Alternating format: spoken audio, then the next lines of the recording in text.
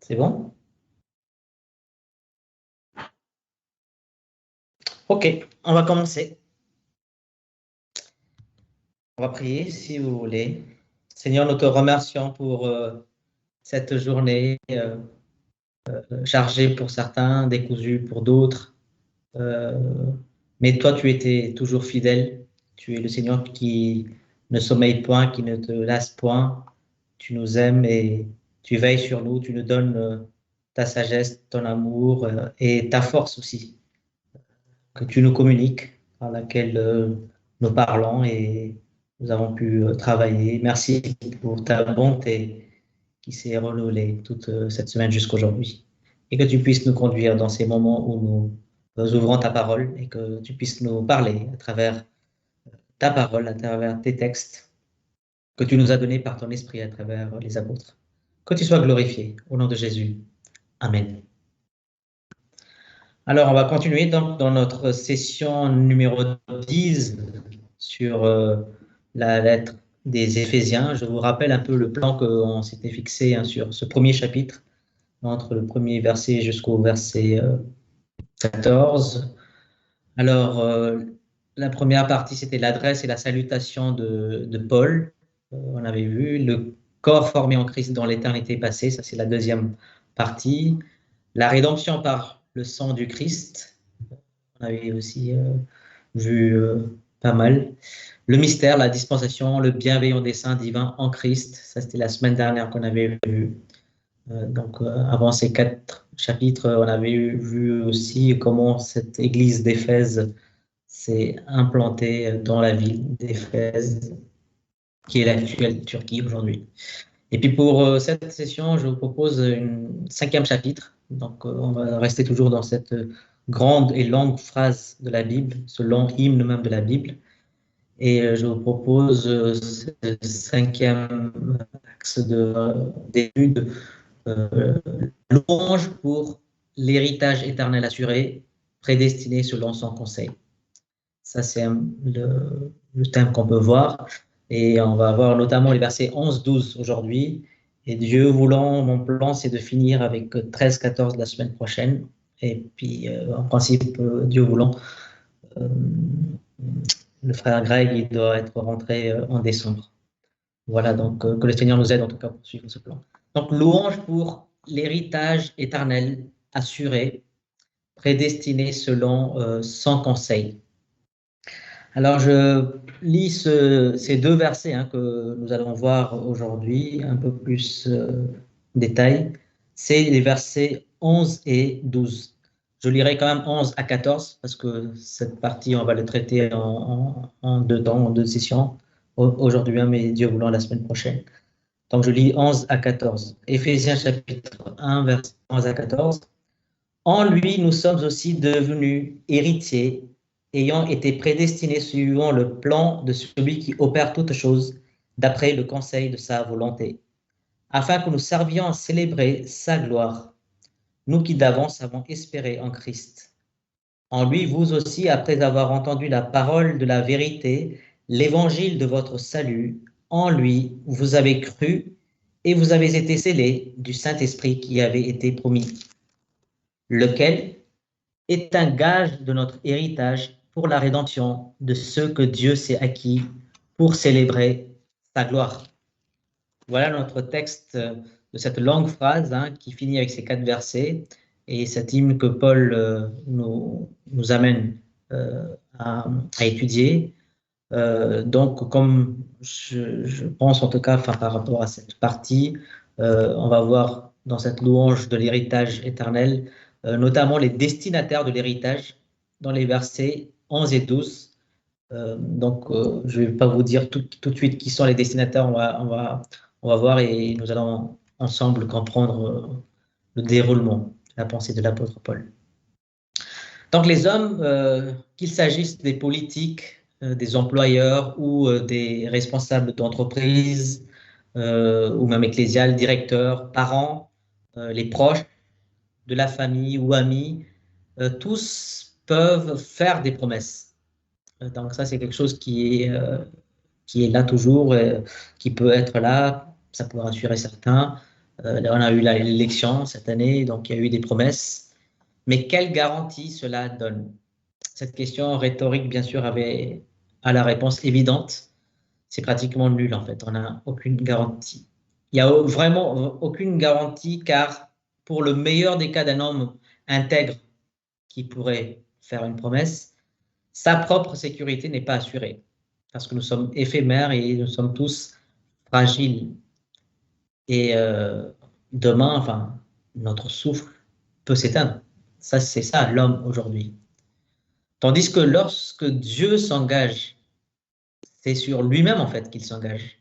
C'est sur sa propre base qu'il assure, qu'il confirme et qu'il garantit l'héritage que possède le chrétien, en fait, qui a mis sa confiance au Fils de Dieu, à Jésus, le Christ. Et donc, ce sont ces aspects, en fait, que l'apôtre Paul va maintenant développer dans cette première partie, dans cette dernière partie plutôt du verset 3 à 14, dans cette longue phrase, dans cette longue hymne de louange. Donc, dans ce verset 11, nous lisons « En lui, nous sommes aussi devenus héritiers ». Devenu héritier, en fait, c'est un seul mot en fait dans la langue d'origine, éclérothémen. En fait, il y a deux traductions possibles et les érudits de la Bible, les érudits grecs surtout, ils discutent sur des traductions et notamment deux qui ressortent, qui dit en lui nous avons obtenu ou reçu un héritage ou devenu héritier, dans le sens de la nouvelle édition de Genève, ou bien aussi en lui nous sommes un héritage. Voilà les deux traductions possibles que les professeurs de la Bible discutent en fait. Les deux sont vrais et l'un inclut en quelque sorte l'autre. En Christ, nous avons un héritage merveilleux, c'est vrai. En Christ, nous avons un héritage. Par exemple, dans 1 Pierre 1, 3 et 4, je demande à Charlie, 1 Pierre chapitre 1, versets 3 et 4, s'il te plaît.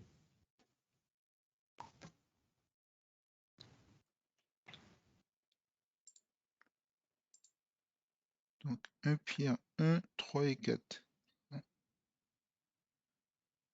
Béni soit Dieu, le Père de notre Seigneur Jésus-Christ, qui, selon sa grande miséricorde, nous a régénérés pour une espérance vivante par la résurrection de Jésus-Christ d'entre les morts, pour un héritage qui ne peut ni se corrompre, ni se souiller, ni se flétrir.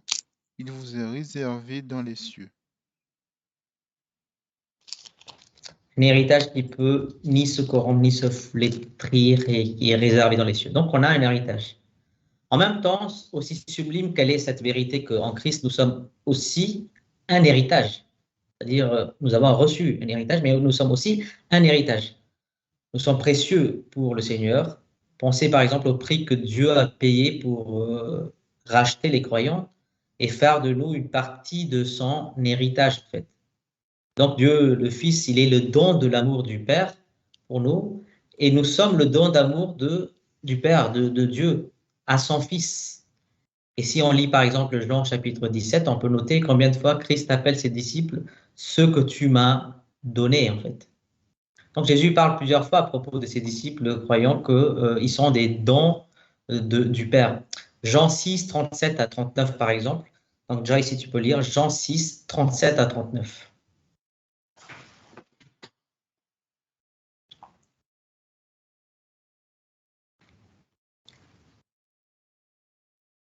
Jean 6, 37 à 39. Tout ce que le Père me donne viendront à moi, et je ne mettrai dehors ce qui vient à moi. Car je suis descendu du ciel. On t'entend pas beaucoup en fait, ça coupe un peu. Oui. Tout ce que le Père me donne viendront à moi en fait, dit le Seigneur ici. Donc tout ce que le Père, donc Jésus-Christ, donne en fait. Et dans Jean 10, 29 aussi, on peut lire des paroles similaires, en fait, que nous sommes un don pour Jésus le Christ. Et ici, dans ces passages, on voit quand même cette notion qu'effectivement nous sommes un héritage en fait, pour Dieu lui-même. Nous sommes des dons pour le Seigneur en fait. Donc l'Église est décrite, si on revient aux Éphésiens, dans notre épître, comme un corps du Christ. On le voit dans Éphésiens 1, 22, 23, comme l'édifice, chapitre 2, 19, 22, et aussi comme l'épouse. Donc, l'héritage futur du Christ est enveloppé dans l'Église de Jésus, en fait. Nous sommes, dit la parole aussi, co-héritiers avec Jésus-Christ. Ça, c'est dans Romains chapitre 8, verset 17 que nous avons cette lecture aussi. Donc, ce qui signifie que Christ ne peut pas réclamer son héritage en dehors de ses enfants, en dehors de nous. Nous avons auprès du Père un héritage ensemble avec Jésus-Christ. Ça, c'est quelque chose qu'il faut retenir et ça, c'est intéressant, vraiment une vérité. Donc, ayant dit toute cette vérité, cette partie, nous devons précisément considérer aussi ce que les pensées de l'apôtre est dans le verset 11 à 14. Alors, à qui, à prime abord, il s'adresse? C'est ça qu'on va voir un peu dans les quelques minutes qui vont suivre, en fait. Et puis, de temps en temps, enfin, on peut s'arrêter. Si vous avez des questions, n'hésitez pas. Hein. Donc, en revenant dans ce verset 11-12, il dit en lui, nous sommes aussi héritiers. Donc, dans ce verset 11, on note bien que cette bénédiction qui est précisée par l'héritage reçu, donc si on retient la traduction, nous sommes héritiers en Christ, ça appartient d'abord aux Juifs qui sont convertis. Et c'est pour ça qu'on va voir la progression entre ce nous dans le verset 11-12, le pronom personnel, hein, qui inclut Paul lui-même, l'apôtre, en tant que juif, et ses compagnons chrétiens d'origine juive. Et il y a aussi ce vous, en fait, dans le verset 13, si vous lisez dans le verset 13, vous aussi, après avoir entendu la parole de la vérité, en fait, qui désigne les lecteurs et auditeurs d'origine païenne, donc des nations, donc ceux qui sont, bien sûr, les non-israélites. Et c'est ça que nous allons un peu étudier dans ces lignes. Et c'est important de souligner, en fait, cela, parce que lire la pensée de l'écrivain Paul à chaque fois qu'il va utiliser ces deux pronoms, c'est intéressant. Et dans le verset 14, il va conclure que finalement le sceau de l'esprit, le gage de l'héritage, s'applique à ces deux groupes finalement. C'est ça qui est merveilleux en Christ. Les juifs et les non-juifs sont unis. Ceux des nations qui deviennent des co-héritiers en fait. Dans le verset 11, il dit, nous sommes aussi devenus héritiers, ayant été prédestinés suivant la résolution de celui qui opère toutes choses d'après le conseil de sa volonté. Donc, il est important à ce stade de suivre la pensée de l'apôtre plutôt que notre pensée, parce que si on lit ce verset juste comme cela, nous allons penser que nous sommes des héritiers, donc ceux qui lisent sommes des héritiers. Mais naturellement, ça c'est quelque chose qu'on peut assimiler ainsi, mais lorsque nous lisons hors de l'instant T, c'est-à-dire hors de ce maintenant où on est en train de lire, là on rentre dans la pensée de Paul et on le met dans le contexte, on va voir si c'est un nous où ils englobent tout, ou parfois un nous qui est plutôt restrictif, quelque part. Donc contextuellement, on peut s'interroger, donc qui est désigné dans ce nous restrictif? Eh bien, Paul s'adresse aussi à vous. Donc, qui a un vous, il y a aussi ce nous, en fait. Donc, c'est évident que les chrétiens d'origine païenne ne sont pas forcément compris dans ce verset 11 et 12, en tout cas, plus particulièrement, en fait. Je ne sais pas si vous avez des questions à ce stade. Je laisse un peu la parole. Est-ce que vous avez des questions juste sur ces deux termes? Alors, vas-y, Rebecca. Juste, je voulais lire ma version qui est aussi différente de ce que tu as cité. Le verset 11 dit « En lui, nous avons aussi été mis à part ». En lui, nous avons aussi été mis à part. D'accord. Oui. Et tu peux continuer le verset? Oui. Alors, en lui, nous avons aussi été mis à part, prédestinés selon le plan de celui qui opère tout selon la décision de sa volonté. D'accord. Donc, lui, il dit en lui, nous sommes mis à part. Et le verset 12, s'il te plaît? Et alors, juste dans les notes, il précise qu'on peut aussi traduire « Nous avons reçu notre part ». D'accord, c'est ça. Ouais. On va y revenir. Et le 12, afin que nous servions à célébrer sa gloire, nous qui d'avance avons espéré en Christ. Ok, là c'est le même, c'est le billet à part, d'accord. Ouais, Qui est c'est la version second révisée. D'accord. Ok. Donc, ça, c'est important de voir. Après, on verra hein, par rapport à cet héritier, mais il y a enfin, cette notion de héritage héritier qui va développer. Puis, il y a des termes, en tout cas, qu'il utilise. On verra plus tard. Donc, pourquoi et c'est quoi les raisons suivantes dont les professeurs, qui, à mon sens, sont très avisés dans la Bible, partagent? Il y a quelques raisons, en fait. Dans la première raison, ils disent, même si c'est juste d'affirmer que les chrétiens juifs et non-juifs sont prédestinés, bien sûr, et choisis, pour la célébration de la gloire de la grâce, on a vu dans les versets 4 et 5 ces questions. Dans les versets 11-12, ça remarque pas forcément sur ce point particulier en fait. Et si on lit la pensée suivante d'un auteur hein, qui reste à considérer, et avec des argumentations sur les premiers bénéficiaires en tant que juifs, c'est intéressant en fait. Parce que qui d'autre que les chrétiens d'origine juive sont immédiatement considérés comme héritiers, qui sont les plus immédiats, ce sont ceux des alliances de la promesse, en fait. Et donc, ils ont reçu Jésus-Christ, les premiers. Et donc, la réponse, à l'évidence, c'est certainement les premiers disciples de Jésus et d'autres comme l'apôtre juif, l'apôtre Paul, en fait. Donc, ils représentent jusqu'à aujourd'hui le peuple de l'élection, de la grâce de Dieu.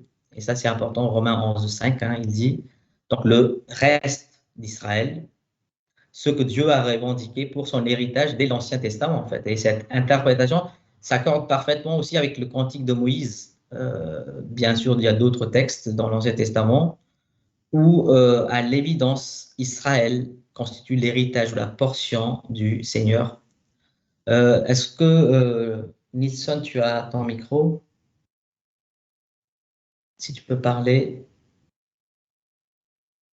Non, ça ne fonctionne toujours pas. Donc, Charlie, tu peux lire Deutéronome 32, 8, 9, s'il te plaît?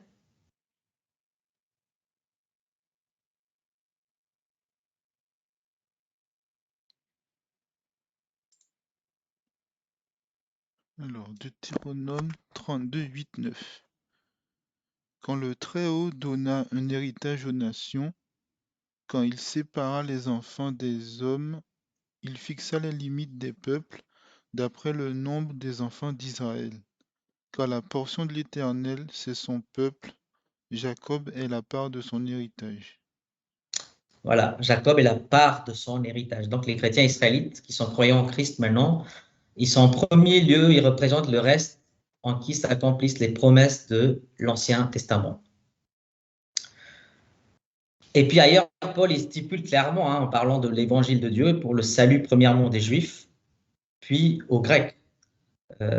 Joyce, si tu peux lire Romains 1,16.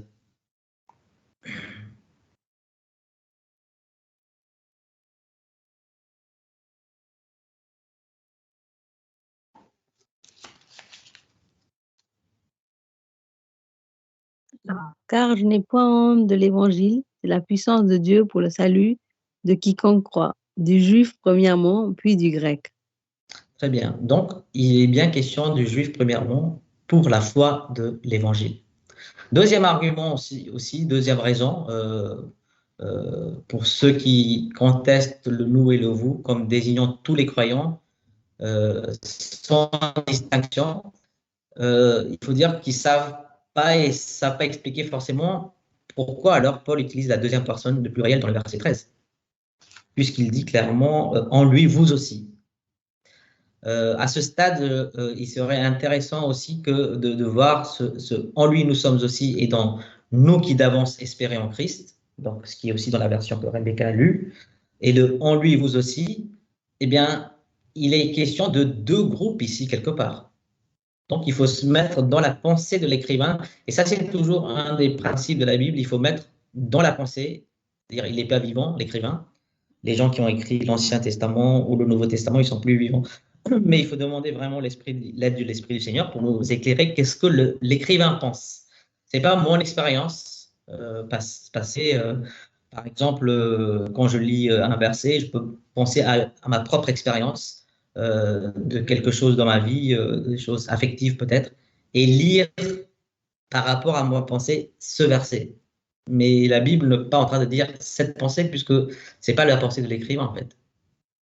Ça peut être une prophétie par rapport à ce contexte, mais pas par rapport à ce que moi je pense sur ma personne, peut-être. Même si, bien sûr, il y a bien des versets où on peut s'identifier. Quand on lit les psaumes, on peut s'identifier aux psaumes. On peut s'identifier avec les douleurs parfois des psalmistes, des épreuves, des larmes parfois. Bien sûr, il y a tous ces aspects qui sont vrais. Mais on ne peut pas mettre notre pensée sur le texte. Et ça, c'est vraiment toujours un danger, en fait. C'est pour ça qu'on est en train de voir ce que Paul pense quand il dit « nous aussi » et quand il dit « vous aussi ». Et j'aimerais bien qu'on puisse lire aussi quelques versets. Donc, Rebecca, dans ta version, c'est peut-être bien aussi. Dans le deuxième chapitre de Éphésiens, est-ce que tu peux lire verset 1 jusqu'à 3 et puis le verset 6, s'il te plaît? Pour vous, vous étiez morts par vos fautes et par vos péchés, dans lesquels vous marchiez autrefois selon le cours de ce monde, selon le prince de la puissance de l'air, cet esprit qui agit maintenant dans les fils de la rébellion. Jusqu'à combien tu as dit? 4? Verset 3. Oui. 3. Nous tous aussi, nous étions de leur nombre et nous nous conduisions autrefois selon nos convoitises charnelles. Nous exécutions les volontés de notre chair et de nos pensées et nous étions par nature des enfants de colère comme les autres. Et 6 aussi. Hein. Et puis verset 6 aussi, s'il te plaît. Il nous a ressuscités ensemble et fait asseoir ensemble dans les lieux célestes en Christ Jésus. Merci. Donc, encore une fois, vous étiez morts par vos offenses, par vos péchés, perdus dans le monde, selon le train de ce monde, selon la prince de la puissance de l'air, de l'esprit qui agit maintenant les fils de la rébellion. Enfin, ce chapitre, on peut étudier bien sûr dans une autre saison, hein, au moment que le Seigneur voudra. Mais ce que je veux souligner, c'est que Paul, encore une fois, il parle de vous étiez. Et puis, verset 3, il dit nous tous aussi. Nous étions de leur nombre. Donc, vous voyez un peu ce vous et le nous. Et ce que je trouve intéressant dans le verset 6 que tu viens de lire, c'est « Il nous a ressuscités ensemble maintenant ». Donc là, on parle d'un nous ensemble. Donc le texte est composé comme ça. Donc, c'est pour ça qu'on peut voir vraiment dans ce verset 11 de notre chapitre, un nous et le verset 13 de vous, et bien effectivement, il y a un vous et il y a un nous restrictif et finalement un nous ensemble, collectif, qui englobe tous les juifs et les non-juifs croyant en Christ. Donc ça, c'est quelque chose qu'on doit retenir, surtout dans cet épître en tout cas, et bien d'autres passages aussi. J'avais noté aussi des passages, je pense qu'on viendra tout à l'heure. Donc, pour moi, les versets 11-13 du premier chapitre, donc plus ces autres versets avec vous, nous, clarifient davantage ce principe de distinction, on appelle, dans le sens qu'il y a une distinction entre le peuple élu de Dieu à la base, Israël, peuple juif, et une distinction entre les peuples qui ne sont pas juifs, que la Bible appelle le peuple païen, mais finalement qui sont quand même par le Seigneur Jésus-Christ unis. Et c'est ça tout la beauté. Et justement, la troisième raison de cet argument, cette faveur, hein, de cette distinction entre juifs et non-juifs est présent à l'esprit de Paul, c'est qu'à travers la lettre même, il nous éclaire davantage ce mystère justement lié à cette distinction, mais finalement où nous avons bien sûr longuement discuté et songé, hein, la dernière fois, ce mystère en Christ, qui dit justement dans le verset 3-6, Éphésiens 3-6, les païens sont co-héritiers, forment un même corps et participent à la même promesse en Jésus-Christ par l'Évangile. Et là, il unit comme les co-héritiers ces païens. Donc, dans la lecture un peu verbale, mot à mot avec ce principe, hein, avec la racine du mot grec, on va s'intéresser sur le mot kléro, justement traduit héritage dans notre traduction, ou part, comme elle a lu Rebecca dans sa traduction, soit mis à part ou comme une part ou une portion. En fait, il y a toute cette idée dans ce mot kléro qui est l'héritage, en fait.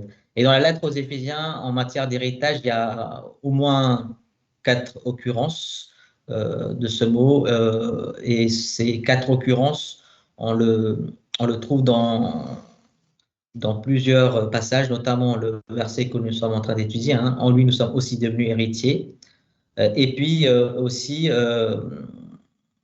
dans le fait que, dans ce passage en tout cas, dans ce verset, il y a une distinction par leur ethnicité, comme on vient de voir, le peuple en Christ qui est issu des alliances de la promesse, c'est-à-dire le peuple israélite, mais qui sont dans le Messie, dans le Christ.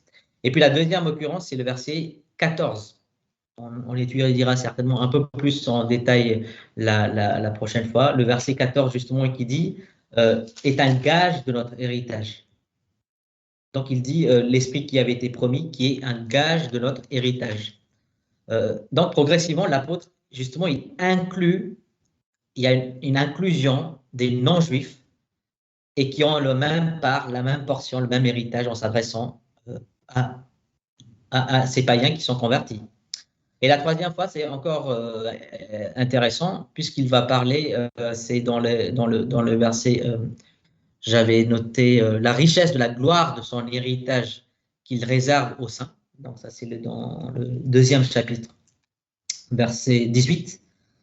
Donc là, Paul, il va vraiment adopter cette inclusion. Donc votre foi au Seigneur Jésus, donc il inclut vraiment les païens, et c'est les deux qui jouissent maintenant de la richesse, de la gloire, de l'héritage de Dieu qu'il réserve aux saints, dans un sens général, juifs, non-juifs, donc tous israélites, tous qui sont non-israélites aussi, qui sont en Christ. Et puis il y a une quatrième occurrence de ce même mot, pas dans le racine cléro, puisque les deux autres fois c'était cléro, c'est le nom propre. La première fois, c'était « Nous sommes devenus héritiers », un seul mot. Et la quatrième occurrence, c'est le chapitre 3, verset 6 que nous avions lu tout à l'heure, « Sug kleronamas », qui veut dire « co-héritier » en fait. Donc, c'est intéressant de dire que les chrétiens, ceux qui sont en Christ, sont co-héritiers avec Jésus-Christ et co-héritiers en tant que peuple païen qui sont co-héritiers avec les Juifs aussi maintenant. Donc, c'est comme ça que on peut voir aussi cette notion de sug kleronomas, c'est-à-dire co-héritier.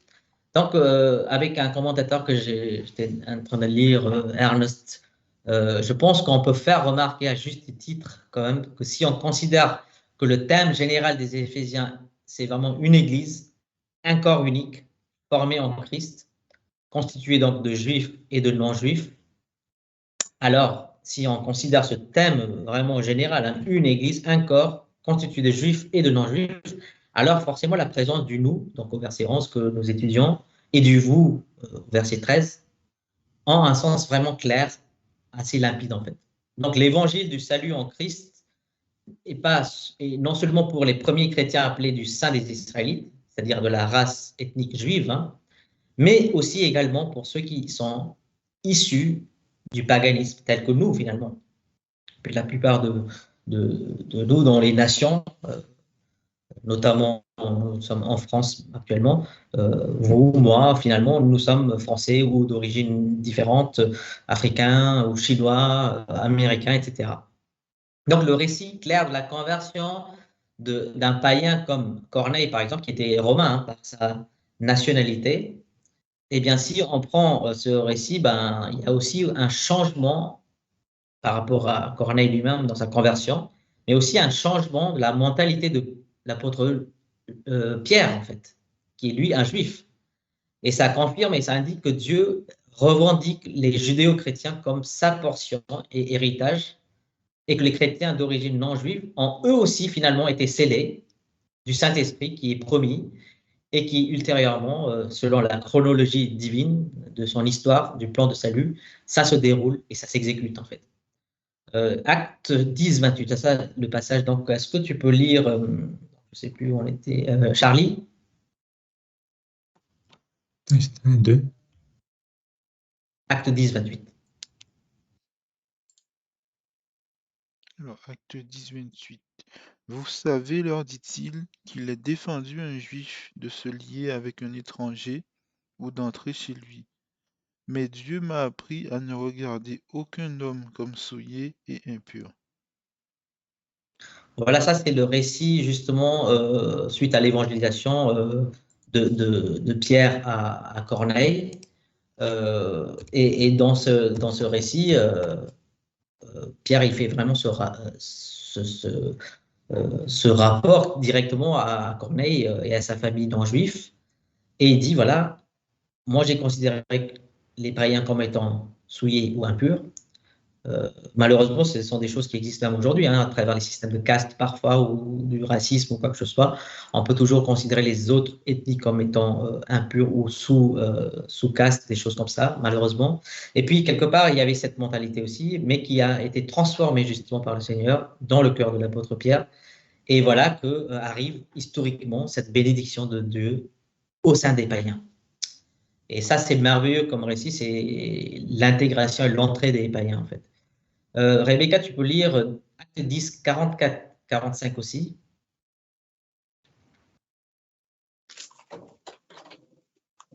Comme Pierre prononçait encore ces mots, le Saint-Esprit descendit sur tous ceux qui écoutaient la parole. Tous les croyants circoncis qui étaient venus avec Pierre furent étonnés de ce que le don du Saint-Esprit soit aussi répandu sur les païens. Et le verset 11, 17 que je vais lire, Acte 11, 17. Or, puisque Dieu leur a accordé le même don qu'à nous, qui avons cru au Seigneur Jésus-Christ, pouvais-je, moi, m'opposer à Dieu?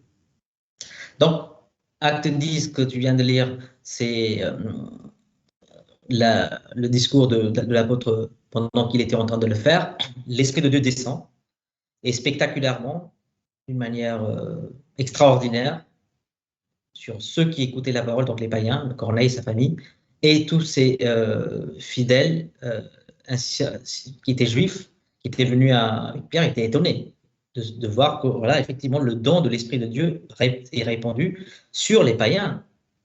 Et plus tard, il fait dans le chapitre 11 que je viens de lire, 17, il dit aux Juifs, à ceux qui demandent le rapport, le compte rendu à Pierre, il dit, puisque Dieu a accordé le même don qu'à nous qui avons cru au Seigneur Jésus-Christ, à eux aussi, comment je peux m'opposer à Dieu?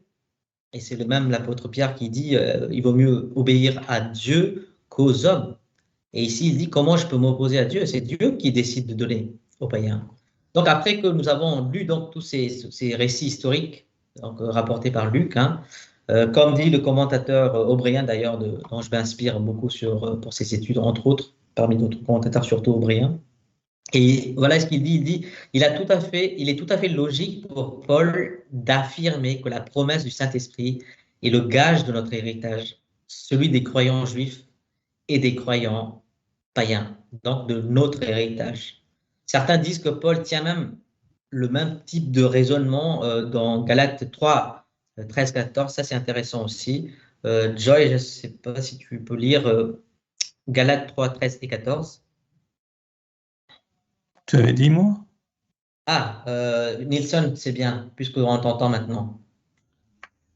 Tu peux lire Galates 3, 13, 14.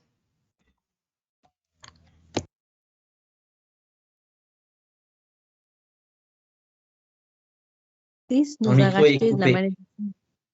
Le micro de Nilsson est coupé, peut-être. Si Nilsson, il peut lire. Oui, là c'est bon. Oui, on t'entend, Nilsson. Oui, merci. Le Christ nous a racheté de la malédiction de la loi, étant devenu malédiction pour nous, car il est écrit, maudit est quiconque est pendu à un arbre, afin que la bénédiction d'Abraham vienne sur les païens par Jésus-Christ, pour que nous recevions par la foi la promesse de l'Esprit. Donc, la bénédiction d'Abraham vient sur les païens. Voilà le mot clé dans ce passage. Effectivement, O'Brien, enfin, l'auteur, il dit justement, c'est ce même type de raisonnement en fait qu'il est en train de développer l'apôtre Paul, que la bénédiction d'Abraham se repose maintenant. Et c'est pour ça que Abraham est un père des croyants de toute ethnie, en fait, de toutes les nations. Donc, bien que le plan historique du salut soit totalement soumis à l'agencement selon la providence de Dieu, hein, comme nous croyons, Dieu administre selon son dessein éternel et le déroulement et le dénouement du plan de salut des hommes. Et au sein de ce glorieux et immense dessein, la sanctification ou la mise à part des chrétiens de la race israélite constitue à l'évidence la portion et l'héritage de Dieu. Et c'est fortement présenté comme faisant partie de sa volonté souveraine, dans le passage notamment que nous sommes en train de concevoir à notre esprit en fait. Donc, en tant que païens, nous devons le concevoir et l'enseigner. parce qu'il existe toujours des théologies, par exemple la théologie du supersessionnisme, qui dit que Israël n'a plus son plan futur, Dieu n'a plus du tout de plan futur, et que l'Église remplace Israël, ce que nous ne croyons pas en tout cas. Mais nous devons plutôt concevoir que même dans le plan de salut pour le cadre dans l'Église, Dieu commence avec le peuple juif. Et puis le Seigneur Jésus lui-même finalement dit, et ça c'est l'autorité encore plus, enfin autant que l'apôtre Paul dit, et l'apôtre Paul il s'inspire aussi certainement de la personne de Jésus lui-même.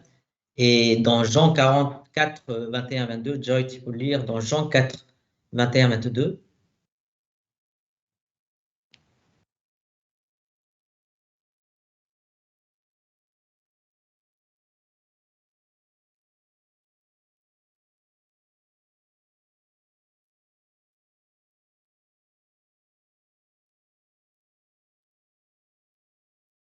Lui dit Jésus, crois-moi, l'heure vient où ce ne sera ni sur cette montagne, ni à Jérusalem que vous adorez le Père. Vous adorez ceux que vous ne connaissez pas. Nous adorons ceux que nous connaissons, car le salut vient des Juifs. Voilà encore une fois le vous et le nous. Et là, dans le contexte, c'est évident. Il parle aux Samaritains qui sont pas tout à fait juifs, qui ont été mélangés avec d'autres ethnies. Et il dit vous, et il dit nous adorons ce que nous connaissons. Et il ajoute là, le salut vient des Juifs en fait. Donc on remarque, on revient dans les versets 11-12. Donc Paul reprend donc son langage précédent de la prédestination, comme on vient de lire dans ce passage, hein, et de la volonté divine. Donc, dans le verset 5, on a déjà étudié cela. Et il va appliquer maintenant à ceux qui d'avance ont espéré en Christ, comme étant choisis par le Seigneur pour être son héritage personnel, en fait. Et donc, dans cette louange et dans la glorification de Dieu, au plus haut point hein, que l'apôtre est en train de faire, qu'on peut surligner, et par les deux expressions où il dit d'après, avec les synonymes plan et conseil, d'après le conseil de sa volonté, il dit clairement, et on le conçoit, que la notion d'une place spéciale des Israélites est bien présente dès l'Église même, dans l'ère de l'Église même, en fait, dans le plan et dans le décret divin. Il y a une place spéciale des Israélites. La première, pour les Juifs, cet évangile pour leur salut, et puis pour les Grecs, en fait. Donc, celui qui a exercé sa grâce envers les héritiers des alliances de la promesse, à savoir les Israélites, est aussi celui qui opère toutes choses, c'est-à-dire son dessein au grand complet selon sa volonté souveraine, en fait.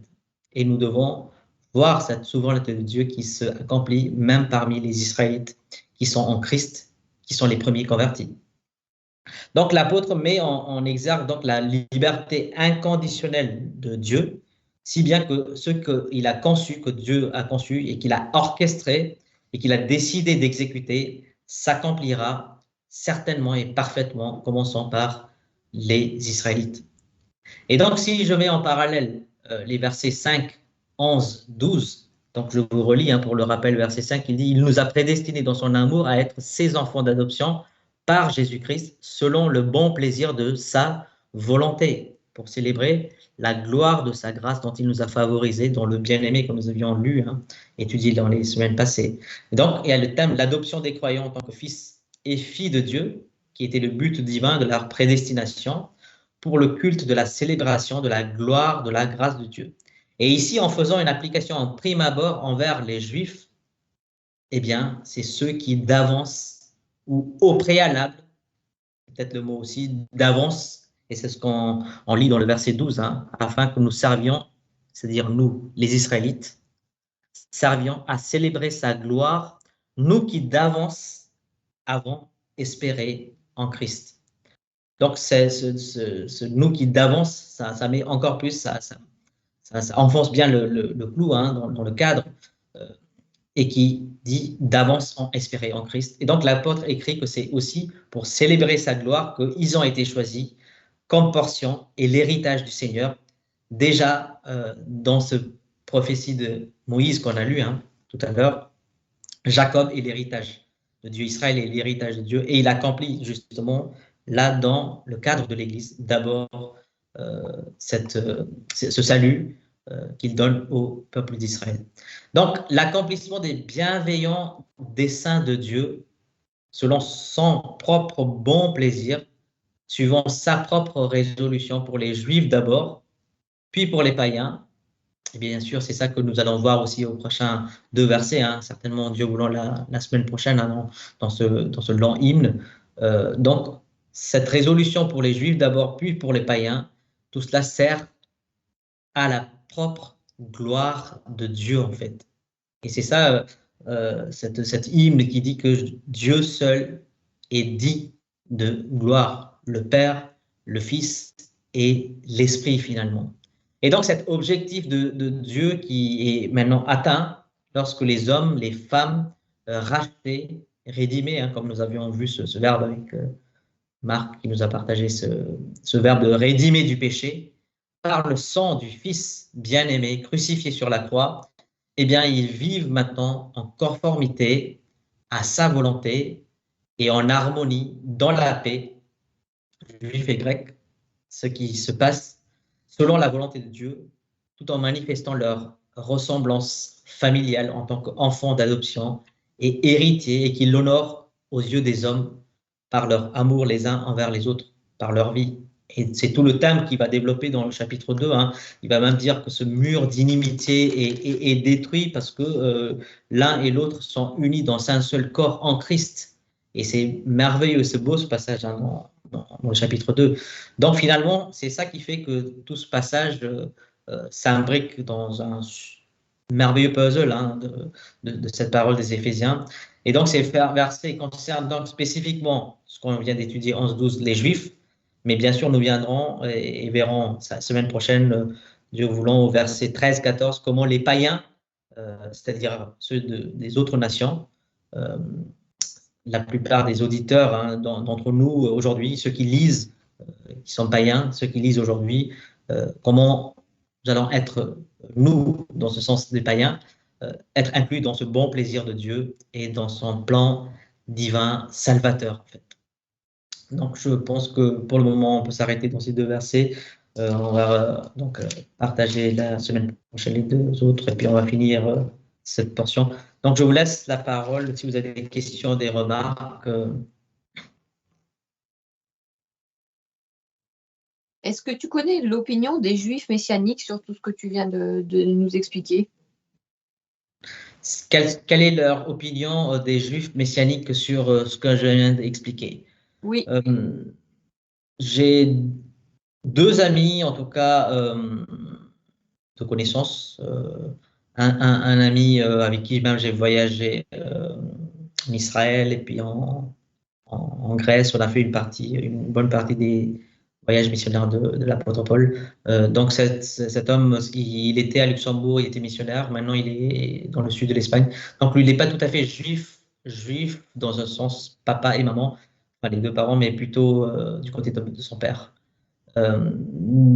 Donc j'ai pas forcément eu une discussion sur ce passage particulièrement avec lui, mais il est aussi de confession de non-supersessionniste, c'est-à-dire de ceux qui croient que Dieu a un plan particulier pour le peuple d'Israël, parce que les textes sont clairs. Et sur les quelques discussions que j'ai eues avec lui, on a la même confession de foi, en tout cas, par rapport à ce point de vue. Même pour le futur plan eschatologique pour le peuple d'Israël, un reste sera sauvé, dans Romains chapitre 11 en fait. Et le grand danger, si on s'écarte de cela, et d'ailleurs cet homme, peut-être certains d'entre vous connaissez Tim Eyerman, il m'a même exposé par rapport à des écrits, par exemple, avec tout le respect, hein, pour Martin Luther, mais des récits qui étaient quand même tournés d'une manière antisémitique à un moment de sa vie. Forcément, si on perd de vue cette vision de cette dispensation, et notamment dans l'Église, et aussi particulièrement des Israélites qui sont d'abord incorporés, inclus d'abord, enfin qui sont dedans, et les païens inclus et incorporés après, si on perd cette dimension, on peut, et très facilement, et l'Europe a connu toujours ce problème, l'Europe, je parle en tant que Français, hein, de nationalité, on est tombé aussi dans ce travers de l'antisémitisme, hein, qu'on peut voir même dans l'histoire des églises, dans l'histoire du protestantisme aussi, et aussi dans l'histoire, malheureusement, de cette dernière décennie avec la Deuxième Guerre mondiale, etc., qui fait que si on tombe dans ce travers d'écarter les Israélites, je pense qu'on peut vraiment tomber dans le travers que l'apôtre Paul dit et qui avertit les païens. Et d'ailleurs, il va dire, vous, dans ce sens païen, vraiment d'une manière claire et limpide dans le chapitre 11 de Romains, en fait, qu'on a déjà étudié. Il va avertir, ne t'enorgueillis pas. Je pense que lui, oui, il est... Enfin, j'ai pas eu son avis par rapport à cette étude que j'ai préparée. Mais oui, je pense que les Juifs messianiques, ils seront de cet avis, de cette argumentation que Paul il parle bien, du moins dans ces versets 11, 12, c'est clair. Et dans ce que tu as lu, chapitre 2, 1, 2, jusqu'à 6 aussi, c'est clair, parce qu'il y a le nous, vous, et le nous ensemble. Donc, il y a, dans la plupart du temps, il y a ce nous ensemble, hein, bien sûr, parce que l'Église est dedans, hein, donc les païens sont dedans. Mais l'erreur qu'on peut faire toujours, c'est que si je lis juste, par exemple, au début, si j'avais lu « En lui, nous sommes aussi devenus héritiers et ont été prédestinés suivant le plan de celui qui opère toutes choses, d'après les conseils de sa volonté », la première pensée, peut-être pour nous, c'est de dire que « Ah, c'est moi le nous », puisque je lis. Après, il y a le deuxième ami que vous connaissez certainement aussi, Didier Silberstein, donc il était déjà venu à l'église de... Je n'ai pas eu une discussion spécifique par rapport à ce sujet, mais j'aimerais vivement entendre la prédication de aussi bien Tim Eiermann ou de Didier Silberstein sur ces passages. Je pense que ça serait très intéressant d'écouter leur message, sachant que Tim a juste un père juif et Didier, je pense qu'il a une origine juive. Sinon, je connais un médecin aussi, mais il n'est pas converti. C'est un juif, mais il n'est pas converti, donc c'est encore plus. Enfin, ils ne sont pas encore en Christ. Donc, ça, c'est une autre problématique. Je ne sais pas si j'ai répondu à ta question. Est-ce qu'ils ont la vision? Moi, je crois que oui, si on suit vraiment la pensée de Paul, du moins dans le contexte dispensationaliste, c'est pour ça que j'ai parlé du principe de distinction, hein, même à l'Institut de Lille, où nos frères, en tant qu'étudiants, on est formés. On parle de ce principe de distinction. D'ailleurs, ma sœur aussi, elle a été formée quand l'Institut THL. Donc, parmi les principes de l'herméneutique, de la science de l'interprétation de la parole, il y a le principe de distinction. Effectivement, Dieu, il distingue. Il y a le peuple juif et le peuple non juif, et qui sont convertis en Christ. Et en Christ, ils sont tous les deux unis. Donc, les païens et les juifs. En fait. Donc, c'est ce qu'on appelle le principe de distinction. Oui. Ma question n'était pas dans le sens de l'antisémitisme, c'était plutôt l'inverse, c'était de savoir s'ils étaient d'accord avec le fait que, étant dans le corps de Christ, on était, comment dire, au même niveau qu'eux, c'est-à-dire pas eux d'abord, puisqu'eux étaient juifs, même si après ils croyaient en Jésus, tu vois, je voulais savoir si ils nous trouvaient au même niveau. Si nous trouvons, ah oui, ça c'est sûr, je pense que l'apôtre est clair là-dessus, et d'ailleurs, la semaine prochaine, c'est pour ça que je préférais développer 13-14 pendant toute une session, parce que ça concerne les païens. Vu les terminologies entre 11, 12, 13, 14, qui va être quasi similaire, donc Paul, il considère les païens comme des héritiers. Et c'est pour ça que... Mais ouais. Je te demandais pour les juifs messianiques, ce que eux pensaient. C'est ça ma question. Je n'ai pas eu une discussion particulièrement avec un juif messianique qui a une autre avis, à part ses deux frères, bien sûr, que j'estime comme juifs messianiques dans le sens qu'ils sont juifs et qui croient en Christ. Oui. Mais je suis sûr qu'ils ont de cet avis que, bien sûr, maintenant, nous sommes tous au même rang, gens de la maison de Dieu, etc. Mais ça serait intéressant de voir si quelqu'un a un autre avis et de toute évidence, s'il a un autre avis et qu'il dit qu'il y a un piédestal différent, là, je pense que c'est un problématique parce qu'on n'a pas la même compréhension certainement de l'épître aux Éphésiens à ce moment-là. Oui, tout à fait. Je ne sais pas si d'autres, Joy ou Charlie Nilsson, vous avez eu une discussion avec un juif qui dit messianique, hein, dans le sens de Rebecca, elle dit, c'est-à-dire quelqu'un qui appartient à ce mouvement juif messianique, c'est ça, hein? ta question. Oui, c'est ça, quelqu'un qui est de base juif et qui croit en Jésus, donc qui C'est ça. a normalement la même foi que nous. Qui a normalement la même foi que nous Voilà. et qui est au même niveau spirituel, parce que Paul, il est clair, hein, il dit il n'y a ni juif, ni grec, ni femme, ni homme en Christ, hein, Oui, oui. ni esclave, ni libre, etc. dans Galates.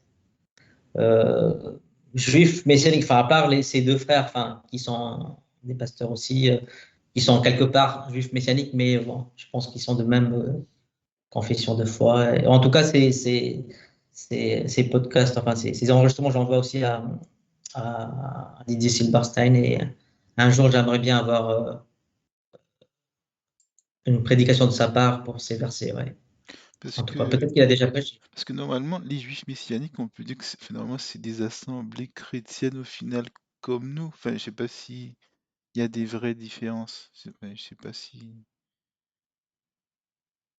Alors, les juifs messianiques, je pense qu'il y a peut-être une tendance à mettre peut-être des fêtes, surtout par exemple, des fêtes juives, mettre en avant. Je sais que Joy, elle a eu connaissance, en tout cas, elle a fait connaissance à un certain nombre de personnes du mouvement juif messianique. Joy, tu nous entends peut-être si tu as des partages là-dessus. En fait, je connaissais les Juifs pour Jésus. Mhm.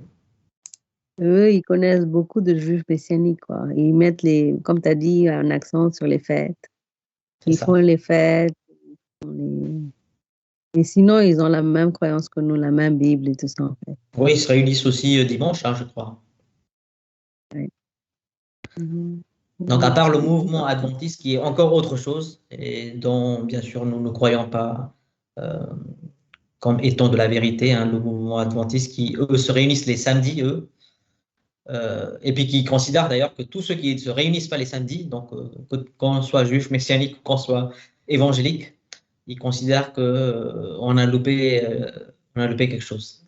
Et là, c'est un problématique dans le sens qu'il y a une insistance sur le commandement et la loi. Mais Paul dit que la loi est sainte, mais ce problème, la loi, elle n'a pas le pouvoir de libérer un homme du péché. Elle démontre qu'un homme est pécheur. Donc ça, c'est une autre chose. Ils ne sont pas juifs, puisqu'ils sont des gens du paganisme, hein. Même dans ma famille, il y a des personnes de confession adventiste, mais ils sont français d'origine indienne. Enfin, donc, il y a des français adventistes. Ça, c'est autre chose encore. Mais oui, et si un jour on peut rencontrer un juif messianique, vraiment du mouvement juif pour Jésus, etc., ça serait intéressant de poser la question sur ces paroles, en tout cas, de Éphésiens, chapitre 1, même jusqu'à toute cette lettre, en fait. Je ne sais pas si on a pu répondre, je sais que je n'ai pas eu forcément directement contact avec les personnes de juifs pour Jésus, mais... La discussion est intéressante en tout cas, et si un jour tu as une réponse de Didier, ça m'intéresserait de savoir. Parce que Oui. Personnellement, à part Didier que je connais peu, je ne connais pas de juifs du tout, pas de juifs messianiques. Quand j'étais petite, il y en a un qui était venu dans notre église, mais forcément, je ne me souviens pas de tout. Et comme vous disiez, c'est vrai qu'il avait des traditions de fêtes juives, mais sinon, évidemment, il avait la même foi que nous. C'est ça. Normalement, je pense que c'est ça qui doit plus différer par rapport à des chrétiens, oui. D'autres remarques peut-être, ou questions?